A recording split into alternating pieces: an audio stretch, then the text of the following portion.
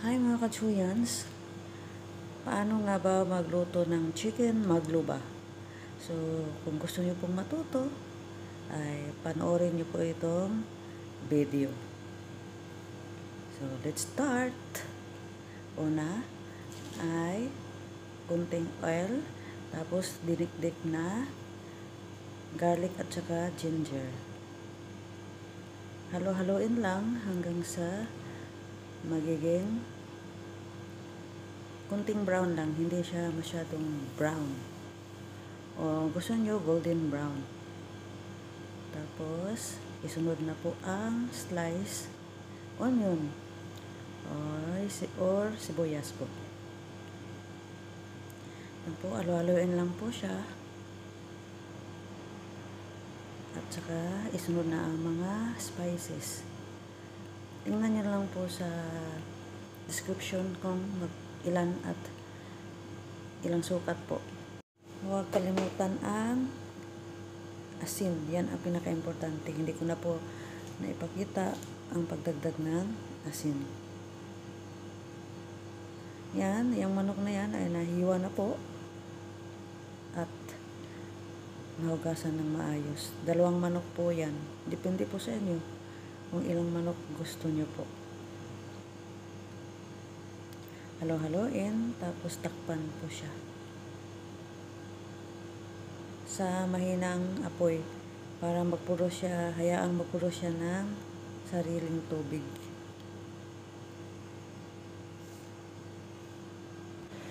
So, ito na po siya.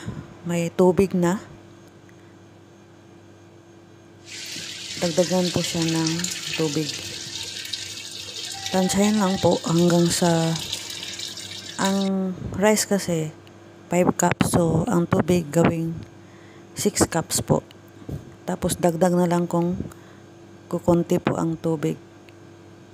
Tapos lagyan ng toyo. Dagdag ulit ng tubig.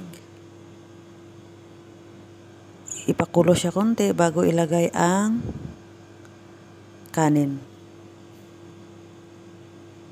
Ganyan lang paglagay ng kanin para hindi mabasag. Tapos yan, kunting halo, tapos hayaan na siyang lagyan nung fried mga gulay. Prituhin lang siya. Tapos yan, i-mix na. Halo ulit, kunting halo. Pinakalas ilagay ang talong para hindi siya madurog. Takpan na siya pagkatapos. Tikman nyo muna kung kulang ng asin. Pag kulang, lagyan po ng asin. Tapos takpan na. Ito na po ang kinalabasan after a few minutes. Mga 30 minutes. Ayun. Tapos unahin kunin ang gulay for plating purposes po yan. Paglagay nyo sa plate, itap yung gulay. Yun po. Yan lang po kadali magluto ng magluba. Sa iba, i-ano lang po siya. Ipatuwad sa lagayan. Tapos yung iba sa ilalim nilagay ang mga, depende kasi ang pagluto ng magluba. Yung iba nilagay yung layer by layer ang gulay doon sa pinakailalim bago ang kanin. Pero ito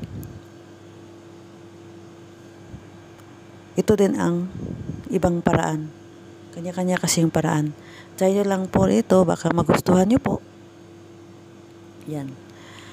Yan na po. I-plating na po natin. Ilagay na po sa lagyan. Ang importante lang naman nito ay masarap at hindi durog ang kanin.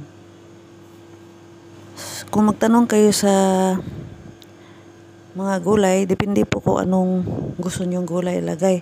Pero kadalasan, ang nilagay na gulay, yun talaga, carrots, patatas, zucchini. Pag wala tayong zucchini sa Pinas, pwede din ang kalabasa. Depende sa inyo. At talong. May talong sa atin.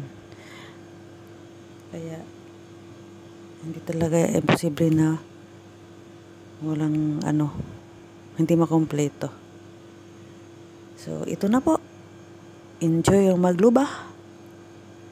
At try nyo din po sa inyo anong version gusto nyo. Pero kadalasan ito po ang masarap na maglubah. Makakain nyo siyang hindi sunog, hindi hilaw. Sakto lang po siya. Ayan po. Dagdagan nyo na ng, kung gusto nyo magdagdag ng additives, lagyan nyo, pero ito ay walang additives po. Spices lang po. At saka yung soy sauce. Lagyan ng onion, fried onion, para mas lalong sasarap. Ready to serve na po. Hanggang sa muli, salamat sa panonood at take care sa lahat and God bless.